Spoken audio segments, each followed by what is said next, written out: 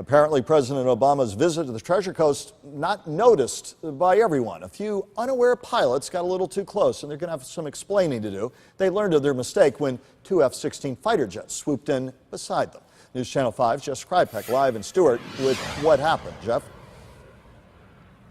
Well, we're right outside the gates of the Martin County Airport. We're about 30 minutes ago, right outside of Galaxy Aviation. Marine One actually took off and headed towards what appeared to be Palm Beach International Airport. Also on scene out here, federal agents with the TSA. So security out here very tight, only elevated when a small plane similar to this one right here, a Cessna airplane, entered the president's airspace and was forced to land.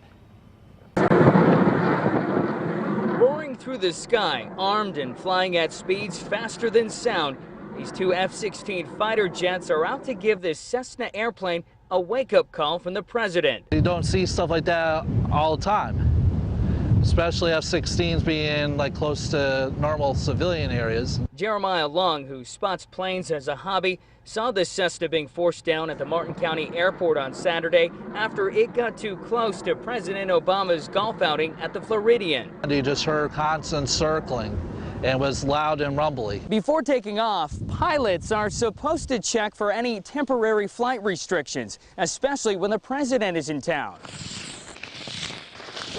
There's always a 30-mile radius surrounding the commander-in-chief, and if a small aircraft were to cross that line, they're not only intercepted by the military, but they could also lose their license. The last thing you want to see is an F-16 come up on your wingtip fully loaded with weapons, and he has the authority to shoot you down. But flight expert and pilot David Bagello says not one plane that's entered any president's airspace has ever been shot down. He says no one really ever means to, because it means they get interrogated, fined, and might lose the chance to fly again. For Jeremiah Long, it'll be quite the memory and story to tell.